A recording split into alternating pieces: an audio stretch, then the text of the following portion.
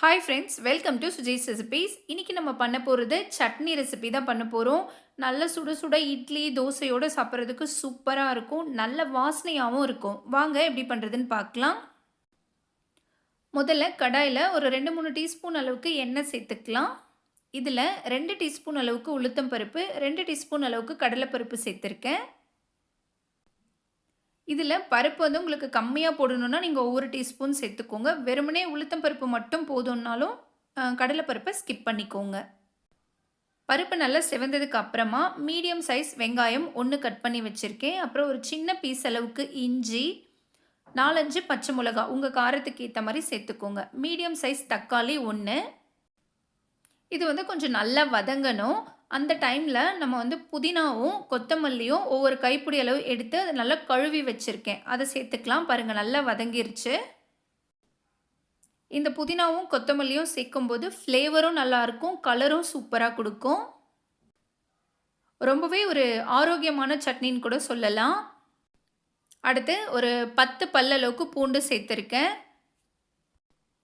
இப்போது இதை சும்மா அந்த புதினா கொத்தமல்லி வந்து ரொம்ப வதங்கக்கூடாது, ஃப்ளேவர்லாம் போயிடும். க்ரீனாக இருக்கணும் அப்படின்னா லைட்டாக வதக்கிட்டு உடனே கேஸ் ஆஃப் பண்ணிடுங்க.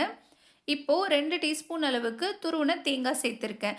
கடாயில் இருக்கிற சூடில் மட்டுமே இதை வதக்கிட்டு வேற ஒரு பிளேட்க்கு மாற்றிடலாம். நல்லா சில்லுன்னு ஆறட்டும். இதுலேயே சின்ன பீஸ் அளவுக்கு புளி சேர்த்துருக்கேன். நீங்கள் நாட்டு தக்காளி யூஸ் பண்ணிங்கன்னா நீங்கள் வந்து இந்த புளியை ஸ்கிப் பண்ணிக்கலாம்.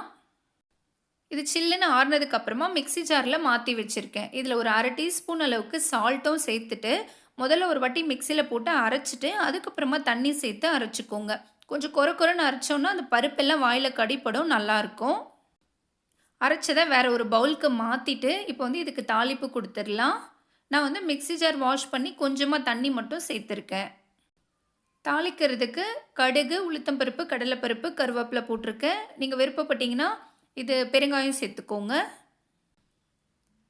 இந்த சட்னி வந்து கன்சிஸ்டன்சி ரொம்ப தண்ணியாக கூட இருக்கலாம். நீங்கள் நல்லா ஸ்பைஸியாக பண்ணிவிட்டு கொஞ்சம் தண்ணியாகவும் வச்சுக்கலாம். நான் வந்து கொஞ்சம் திக்காக பண்ணியிருக்கேன். தோசைக்கெல்லாம் தொட்டு சாப்பிட கரெக்டாக இருக்கும். பாருங்கள், தாளிச்சதையும் சட்னியோடு சேர்த்துட்டேன். பார்க்கும்போதே எவ்வளோ சூப்பராக இருக்குது. சுட சுட இட்லியோடவோ இல்லை மொறுமொறுன்னு தோசையோடவோ சாப்பிடும்போது செம்மையாக இருக்கும். குட்டீஸ்க்கும் ரொம்ப பிடிக்கும், நல்ல ஃப்ளேவராக இருக்கிறதால. இந்த வீடியோ கண்டிப்பாக உங்களுக்கு பிடிச்சிருக்கும்னு நினைக்கிறேன். இன்னொரு இன்ட்ரெஸ்டிங்கான வீடியோவோட நம்ம மீட் பண்ணலாம். மறக்காமல் சுஜிஸ் ரெசிபீஸையும் சப்ஸ்கிரைப் பண்ணி வச்சுக்கோங்க. பாய், தேங்க்யூ.